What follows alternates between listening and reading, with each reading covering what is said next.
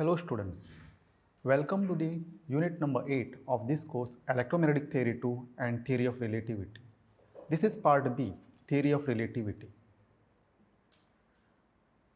The name of this unit is Relativistic Kinematics and the name of the module is Relativity of Simultaneity.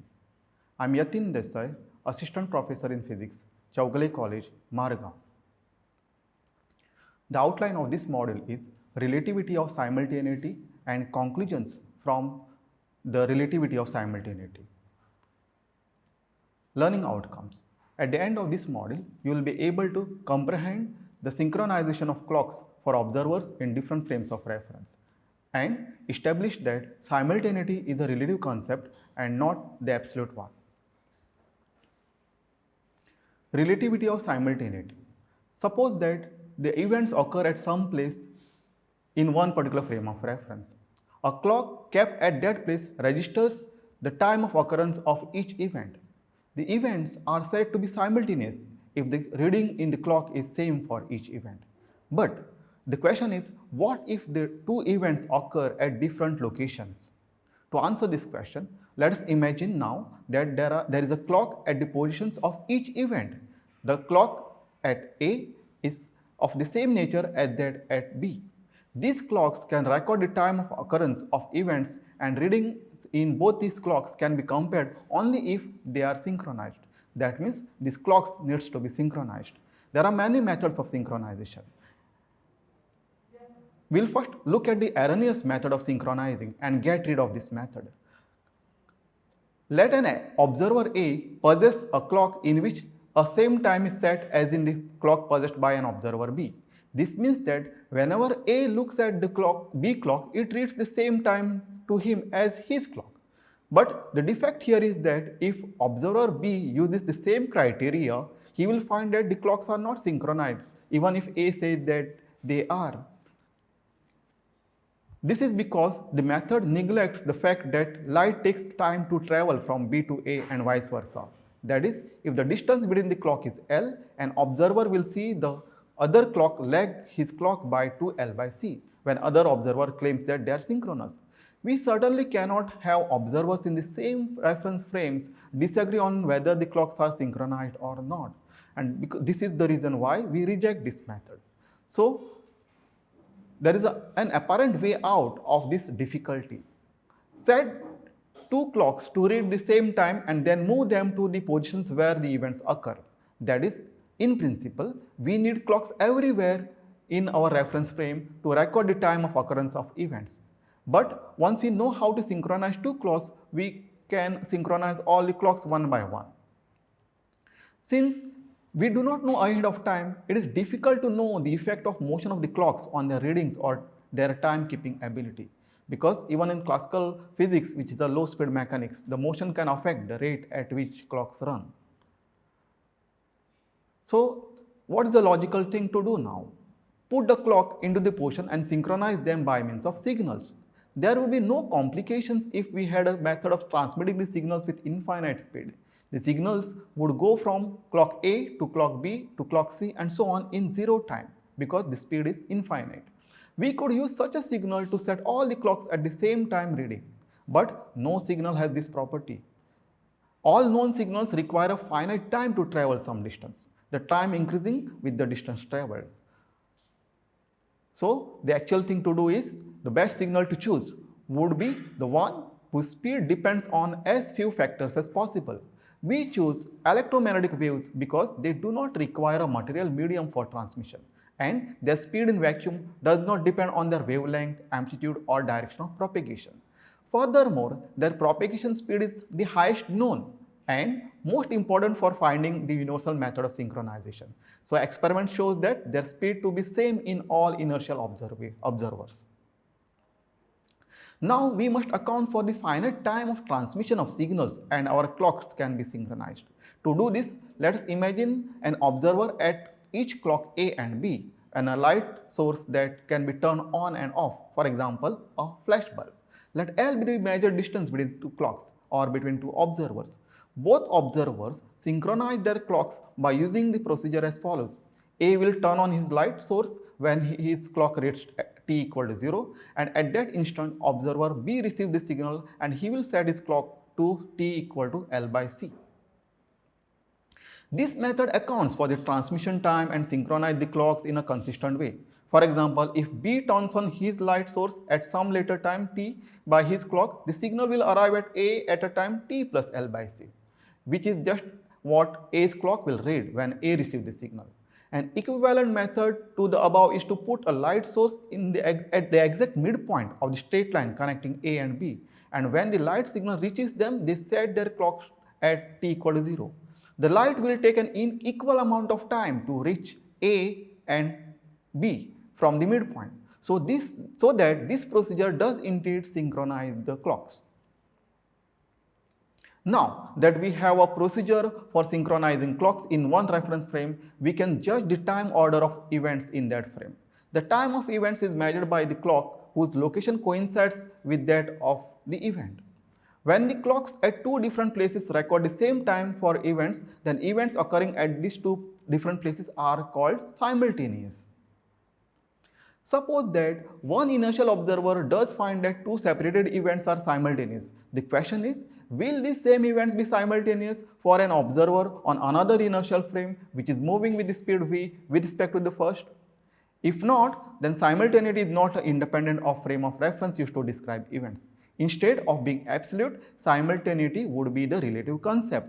Indeed, this is exactly found to be true in direct contradiction to classical assumption. To understand this, let us consider an example. Let there be two inertial frames S' and S having a relative velocity. Each frame has its own meter sticks and synchronized clocks. The observers note that two lightning bolts strike each, hitting and leaving a permanent marks in the frames. Assume that afterwards by measurements, each inertial observer finds that he was located exactly at the midpoint of the marks which were left on his reference frame. This is actually illustrated in this diagram. In figure 1a, these marks are left at A and B on the S frame and at A dash and B dash on the S dash frame. The observers being at O and O dash. Because each observer knows he was at the midpoint of the mark left by these events, he will conclude that they were simultaneous if the light signals from them arrive simultaneously at his clock. This is as per our definition of simultaneity. If one signal arrives before the other, he will conclude that one event preceded the other. Since each observer has a synchronized set of clocks, he can conclude either that the clocks at the marks read the same time when the marks were made, that is a simultaneous case, or that they read different times, a non-simultaneous case.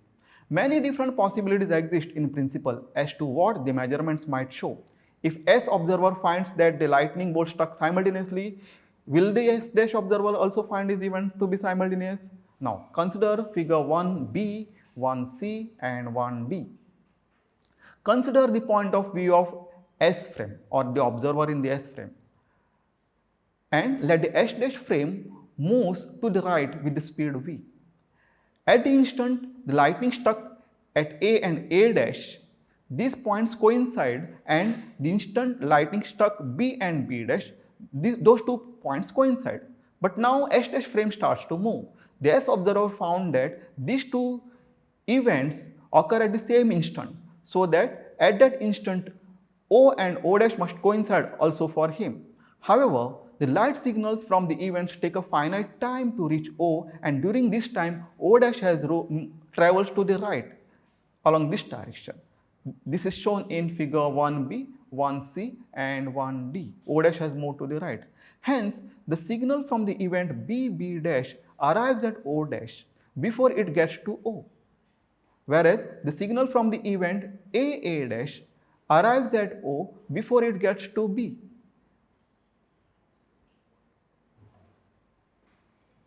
Consistent with our starting assumptions, the S observer finds that the events to be simultaneous, because we see that the events, both the wavefronts from the light signals, reach O simultaneously. But the S dash observer finds that event B dash precedes event A dash in the time that they are not simultaneous for him. Therefore, two separated events which are simultaneous with respect to one frame of reference are not necessarily simultaneous with respect to another frame. Now consider that lightning bolts are struck such that S dash observer found them to be simultaneous. That means we look at this case from the point of view of S dash observer. In that case, light signal reach O dash simultaneously rather than O. So figure 2 shows the point of view of S dash observer. The S frame now moves to the left relative to the S dash observer with the velocity v.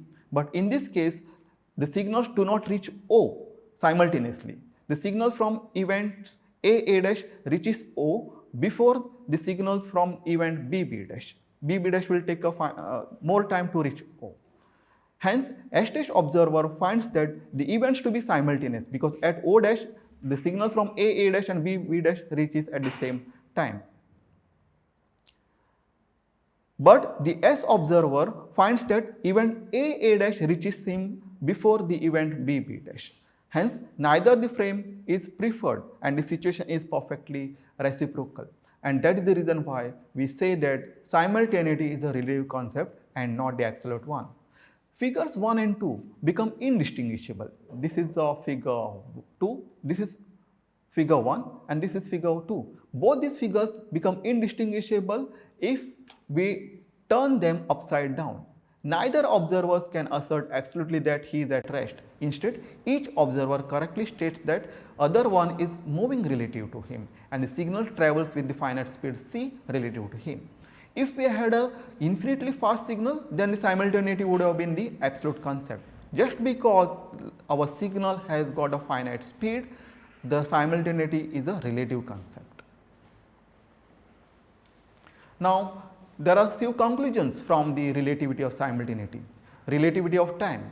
Relativity of simultaneity leads to relativity of time because in all measurements of time, we use the idea of simultaneity. Time occurrence of an event is different for the frames in different states of motion. Each frame has its own particular local time. Hence, time is a relative quantity. Next, relativity of space. Relativity of simultaneity leads to relativity of space because in all measurements of space, we use the idea of simultaneity. The length of an object is different for the frames in different states of motion. Each frame has its own local value of the length of an object. Hence, space is a relative quantity. These are the references for this module. Thank you.